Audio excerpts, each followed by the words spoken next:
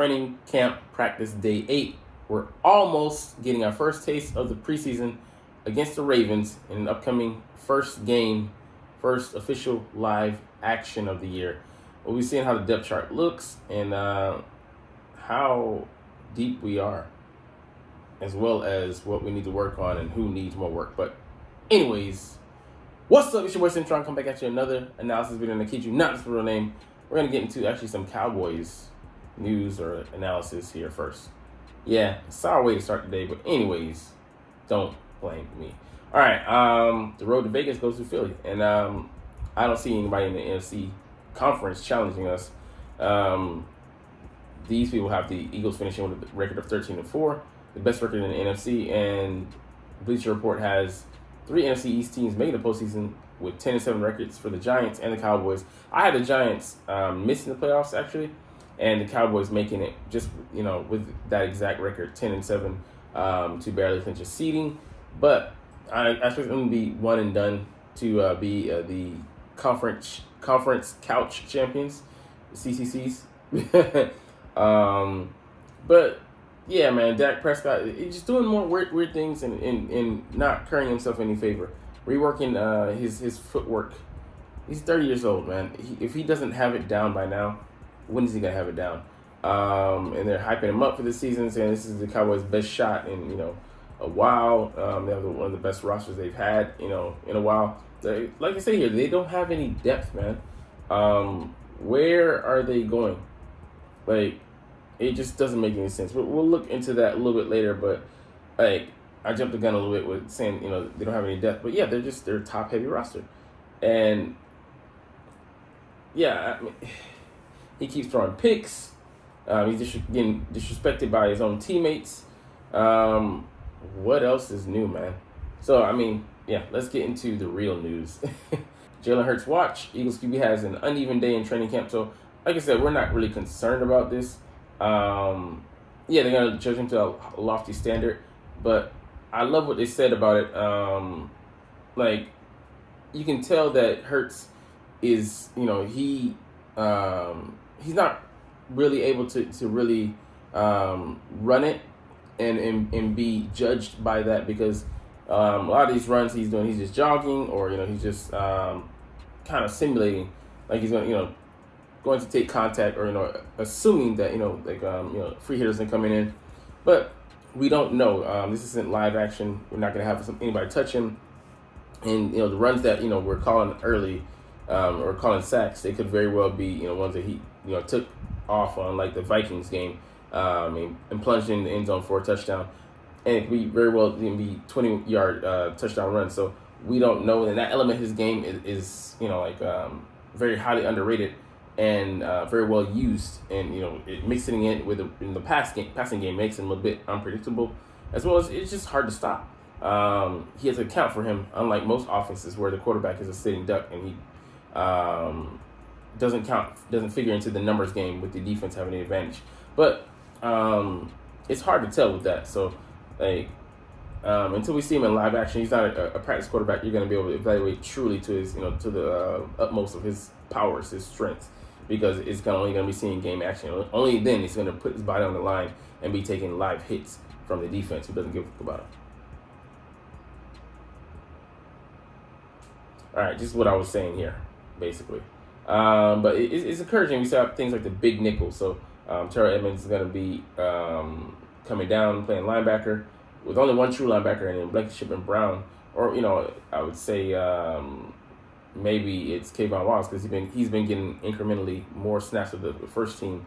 Because, Ricky Sidney Brown here is biting on the RPO, and he bit hard. All the teeth in there. So, it'll be telling in training, not in training camp, and the regular defense, who we see in those 3 safety looks, because Sean Desai, with his time in Seattle under Pete Carroll, he employed those looks, so he's going to bring that here as well. So 10-13 for 76.9%. That's high. You're hitting on a high clip rate. 2 sacks and 1 interception. I mean, he threw another pick, but that being said, he was very steady. And we're going to look for more of these solid performances, especially in practice. But in real game action, He's light years ahead of where he was last year, so I believe he's going to light it up. And how did that factor in? All right, so first, before we get that, let's look into who won the game balls for today on the offensive side and the defensive side. And for me, this is less of a game ball for both. Just highlighting two people. Joseph Nagata, he's gotten a lot of looks in training camp. Getting a lot of catches. And yeah, the Clemson program is known for its receivers. I forget, Martavius Bryant. He was a burner coming out of Clemson. Just couldn't stay off the weed. Hunter Renfrow, T. Higgins, DeAndre Hopkins, what's his name? Used to be he was a Bills wide receiver, original draft. There's been a slew of guys coming out of there that you just take notice of, and he went undrafted. We gave him the biggest undrafted free agent prize money bonus, basically. 6'3", 217. He's the biggest receiver on the roster. Well, not now because he's a 6'5" guy. I don't expect him to make the roster. He'll be a good camp body though. But yeah, he has a good shot, man. He could be our sixth receiver. And people saying that he looks better than Oz. I'm like, nah. Oz is a vet, man. This guy just coming off out of the college ranks. Yeah, I like him. Obviously, he's our fifth best receiver past Britton Covey. But, he's still got a lot to prove. He could maybe play that Zach Pascal a role in our offense. But, we have yet to, to know what he's going to bring. He's still just a rookie. But he's a physical, big guy. And he's going to get a lot of burn in the preseason. So we'll really get to see what he's worth. Jalen Carter, I get it. He might not even be started, but, it doesn't matter because he'll be in the rotation. And, man, getting more snaps than Jordan Davis, like I said, it's incomparable. Their roles are two different things, but I do look for him to provide very, very solid, if not good to great run defense. Great, there'll be a lot to ask for, but good and just incrementally get better. Way better than Javon Hargrave provided with his 49.5 run defense rating, which is just abysmal, even given the number of sacks he had. I wouldn't care about. I put a priority on us actually stopping the run, which will lead us to getting pass rushing opportunities over somebody who gets great numbers, but forgets to play the run on the way to the quarterback. Got to earn the right to rush passer. All right, let's get into the meat and bones of training camp. All right, day 8, another camp battle piece is solved, so we'll see. I believe in white chocolate. All right, Devin Allen was activated from the NFI list, limited participant, as was James Bradbury. They were off to the side, so not doing any contact or with the team, just doing individual conditioning. Nakobe Dean is still out, along with Patrick Johnson. Both of them deemed to return soon. Maybe Nakobe Dean next week, Patrick Johnson somewhere along the same timeline. Deion Kane is still out, but he's also practicing on the side. So no big injuries. We come away with Patrick Johnson looked to be the first devastating one. Maybe we thought might have been a knee injury and ACL injury. Luckily, it was only a lower leg injury, and he's not going to be out long term. So I think he probably does make the roster. I think he makes it over Janarius Robinson, as well as what's the other edge rusher, Kyron Johnson. Who I think we'll put him on the practice squad. Christian Ellis, I think he'll make the 53-man roster as a backup, with us bringing in the linebackers that we brought in and Zach Cunningham and Miles Jack. And it's very positive to see him wearing the green dot in Nakobe Dean's absence. Just speaks to his intelligence. Guys, he's a hustler. He works hard. All right, edge rusher Hassan Reddick, cornerback Avonte Maddox, and edge rusher Derek Barnett were full participants, so that's a good sign, trending upwards. Both linebackers were practicing. Josh Andrews, our new backup center, and Josh Sills, the dearly disregarded guy who was charged on rape and kidnapping charges, who's been cleared of those. So he's trying to get back into football shape. All right, play of the day came from Reed Blankenship. He made a diving interception to Jalen Hurts near the sideline on a pass intended for Quez Watkins. It was underthrown. Jalen, made a mistake there. You gotta get used to that speed. I don't know if the ball slipped or what circumstances, happened, but he's able to get his arms under the ball while fully extending. So great play by Reed Blankenship, which just shows you why the team coaching staff has all the confidence in the world of him playing. Why he hasn't rotated out at his safety position. He's going to be one of the starters for sure, and it'll be up to Edmonds and Brown and Kayvon Wallace, who I think is not really in the running to win that other spot. So my money's on Terrell Edmonds because he's just he's the veteran, but we'll see how it shakes out there on the other side of Reed, aka White Chocolate. Let's see. So yeah, we had some occasional 3 safety looks. So it was Justin. We had 4 out there at one point. Blankenship, Justin Evans, Kayvon Wallace, and Terrell Edmonds. But I would believe it would be Blankenship, Brown, and Edmonds, or Blankenship, Kayvon Wallace, and Terrell Edmonds. So could be interesting. And it's interesting that Brown wasn't even mentioned in the mix. In the game scenario, around the 25-yard line, down by 48 points, and we had 1 shot to score. So Blankenship was in the middle of the field, Edmonds on the right, and Wallace on the left. They were lined about 260 yards deep in the end zone, while a gaggle of cornerbacks, linebackers, and Edmonds played 5 across the goal line. So a great formation to stop anything basically getting in there. Hurts still prepared, and that was picked by Evans. It wouldn't take much because he had to throw it in there, and it was just kind of like a do or die situation, which he could have run it into it, but they commanded him to throw because that's what the situation was for. Working on his arm, not on his legs. We feel confident in that already. It wasn't Hurts' best day. The pick, I would say that it, but a few throws that sailed on him and whatnot. Now, the guy's not always going to be perfect, and like I said, he's going to be a better in-game quarterback than a practice quarterback.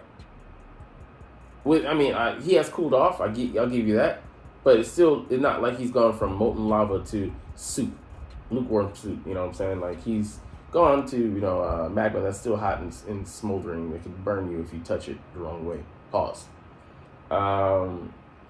He found Watkins to the sidelines on a throw about 25 to 30 yards downfield. Hit Devonta Smith on a sideline throw in the spot where only he could get it. Excellent. And Marcus Mariota, the sighting of a good Marcus Mariota, he finally had a decent day. And new center probably had a lot to do with it. Josh Andrews and Brett Toth devoted to third team left guard. I don't know if he makes his roster, man. Third teamers. I don't know if we're looking to keep a lot of guys. We have a lot of guys cross train at different positions, so we maybe can avoid having to relegate some spots to those guys on the roster and have guys fill multiple positions like a Tyler Steen, like a Dennis Kelly. And we'll see how it goes. But I think there'll be a surprise or two on the offensive line, both undrafted guys as well as like a veteran, someone who sticks around that we didn't think would make it, aka maybe a Josh Sills. He has the size, but he's been off for so long. Let's see the O-line, D-line highlights. Lane Johnson. He was consistently blocking Hassan Reddick, but what do you expect? It's freaking Lane Johnson, the future Hall of Famer. Cam Jurgens pretty much walled off Fletcher Cox. We'll get into some of the details on these later. Jason Kelsey destroyed Jordan Davis, which just shows his athleticism and just a beautiful thing because he outweighs him by so much, and he's faster than him, but Kelsey has many tricks of the trade. Landon Dickerson doing in Milton Williams. You can just see the theme across the board. Jordan Mailata doing in Derek Barnett. But it just goes to show you that our O-line is a force to reckon with. If even like our Pro Bowlers and guys with high potential breakout candidates such as Milton Williams can't even puncture this line. All right, highlight rush for Jalen Carter putting spin move on Josh Sills. He put him on his back. I'm like, I'm happy to see that. He's a second-year guy, and he has some talent. But, with his requisite talent that Jalen Carter has, you expect those things out of him. Milton Williams has some good rushers against Tyler Steen. He's a breakout candidate, but, he just struggled against some other guys. Like our first team. He was, I think, a Pro Bowl or a Pro Bowl alternate. All Pro, and he's a new guy, so we haven't seen what he can do yet, but he's been promising. We'll get to some of his dings later. Yeah, Jordan Davis flashed against Cameron Tom. Like, you kind of expect that. Yeah, we'll get on to a little bit of some other news, but a different side of the notes here. Yeah, we heard about the good passes. I mean, yeah, he hit Olamide Zacchaeus Hurst on a deep completion, just beautiful. He burnt Darius Slay. So I mean, showing that he's got talent out there, man. He can play on inside, outside. It gives us great versatility. A great number 4 to have. I mean, so it's kind of, you can say it's kind of a luxury to have a guy like that waiting in the wings. But we'll make some use of him this year. But we'll, how much is yet to be seen. Hurts overthrew a wide open DeAndre Swift on the swing pass. Yeah, he hit. Reed Blank showed he underthrew Quay, so he's got to work on that. His timing.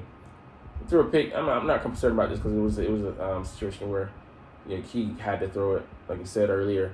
Could have been a better rep, sure, but 76.9% completion rate. I'll take that any day of the freaking week. Yeah, so we'll have joint practices next week. I misspoke earlier. Might already delete that video. But we're not practicing with the Ravens, but we'll see. Interesting to see how they, we can challenge these guys. So I want to see our guys go up against Marlon Humphreys, but I don't think he'll play actually. So ixnay that. It'll be interesting to see the depth of the roster, how they challenge and how they fight forward. I'll be watching that game. I'm probably gonna do it live, but you're not even watching those, so it's all good. Let's see. What else do we have?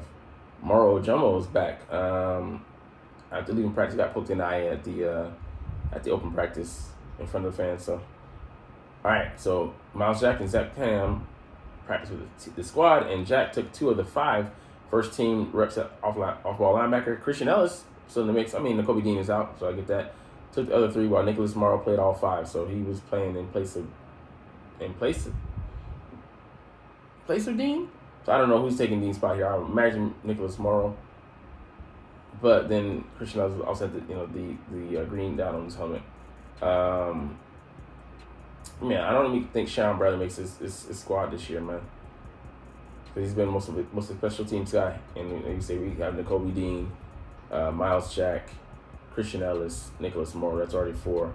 I say we keep 5 or 6 linebackers. So let's just say we keep 5. That's Zach Cunningham, and I think that's it, man. And then Ben Van Summer, we try to stash him on the practice squad. 4-4 guy at linebacker. Though I'm like, man, I want him to keep him and train him up. Second straight practice where Ellis has had to stand out play and run support, so he may be still in the running for the job. But Miles Jack has got to be the favorite for now. I would say to start next to Nakobe Dean. All right, Quez, man. Even with Marcus Mariota, he's out there making plays, beating Josh Jobe. He's had a relatively encouraging camp, so he's backing up his talk thus far. We'll see when the pads and the real action hits. All right, man. Yeah, Nagata, they're saying he's a poor man's A.J. Brown. But he has strong hands, surviving, Keely Ringo trying to rip the ball out of his hands. Yeah, he could force himself onto the team. Pause. With strong preseason. All right, here are some of the other in-depth information about the O-line versus D-line matchups one-on-ones. Cam Jurgens got pushed back by Fletcher Cox, but managed to stay in front of the veteran. So he gave ground. I mean, you don't want him to do that. He's got to work on his angles and his leverage technique. But he was able to keep himself in front and keep him theoretically away from the quarterback. Jason Kelsey stoned Jordan Davis. So I mean, it wasn't even that he was getting there was a pushing battle there. He shut that down like that. But Davis came back and drove the backup center back. So he shows that he has some talent, but he's got a ways to go before he can oust Jason Kelsey like that. And just Dickerson shut down Milton Williams, who's generally been good on one-on-ones. It just speaks again to the caliber guys we have on our starting O-line. Williams later managed to get around Jurgens, so look at that. He's got to work on that. letting a quick guy, who runs like a 4.63, I think, or 4.67, 4.6 range. But I mean, it's just crazy at his size. The guy's faster than him. You letting him get the edge on him or get the inside on him. You gotta work on that. So these guys that his caliber or way better, like Chris Jones would say, you're gonna see later this year that you're gonna have to battle with. Jalen Carter and Suapeta had a good battle. They ended in a stalemate. So cool. It's cool to see Suapeta hold his ground because Carter has the talent. What do you call it? He has more talent. Tyler Sheen. Thinking about Charlie Sheen. Tyler Steen shoved Janarius Robinson after holding it up against him. Nice. Steen also shut down Kyron Johnson, so showing that he's got the talent to be our backup tackle or maybe guard. I don't know about guard. Tackle, I definitely feel confident in him, even with his short arms. Marlon quickly drove Andrews back. So, I mean, he's showing that he's having a good camp and building upon what he started. Nolan Smith doing Nolan Smith things. It doesn't surprise me. Jack Driscoll got worked by Brandon Graham. He's already, man. I mean, I feel like it hasn't been as much growth. Even if there's been growth, it's just hard to measure it because he's going up against guys that are really damn good. Jack Driscoll is. This Kelly fended off Taron Jackson nicely, as he should. They're saying that think Moro Ojomo makes the roster. Yeah, I think he does. He has something to show, and he'll blossom, I think, next year. Let's see. So a nice rep where Dallas Goedert and DeAndre Swift line up wide, and then A.J. Brown and Devonta Smith on the inside, and the pass went to Devonta Smith over the middle. So just lots of little caveats we can throw. And then Sean Desai experimented with mixed units on defense more than Jonathan Gannon did. And this just goes to show you, like, adjustments / being out of your depth. Jonathan Gannon, he ran a very simple scheme. And yeah, it had its complexities, but for the most part, it's very vanilla. And it just shows you he was afraid to go outside the box, go outside his wheelhouse, didn't have the depth of knowledge, and lacked the wherewithal, the balls, the cojones, to really change things up. And just, that really hurt us in the second half, especially the Super Bowl. You need someone who's going to go out there and accept the challenge, get the job done in a multitude of ways, and knows how to skin a cat 7 ways a Sunday. I mean, yeah, and Sean Desai, like him, just mixing things up, it shows you so much about him.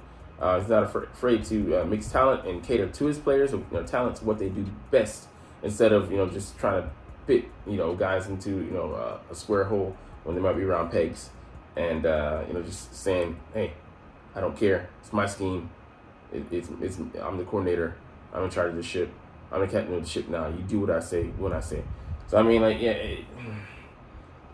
it is very telling, man. It's very telling. So I mean, I think we'll have some level of success just based on him being flexible, man, and not being a paragon of nonconformity, of toxic stoicism, just committing to the mission at all costs and going down with the ship just because. Eli Ricks, he's doing decent in training camp. I've heard more about Mekhi Gardner especially being a hard hitter, but I think one or both of those guys could make the practice squad and prep them for next year. Because ideally, they both don't have ideal speed, but they have ideal size. All right, returning kicks: Boston Scott, Rashard Penny, Kenneth Gainwell, Devin Allen, and A.J. Brown. Okay, I like to hear Devin Allen. I didn't even read that the first time I read this article. But A.J. Brown, never going to happen. Kenneth Gainwell, I can see it. Rashard Penny, yeah, he turned kickoffs in college. 7 touchdowns he had. Boston Scott, he did it last year, and Devin Allen, yeah, I would love to see him using that capacity because he has speed to burn. But can he be reliable? Can he hold on to the ball? We'll see. Anyways, we're gonna get up out of here. That's it for today. But long video, more back to the regular. But I know that you're not even watching though. But as always, it's fly Eagles fly, and let's motherfucking go. Like, comment, share, and subscribe if you like. Thanks for watching. Check me out at Centron Syntron Anime, Syntron Life, or Syntron Laughs, or other social media.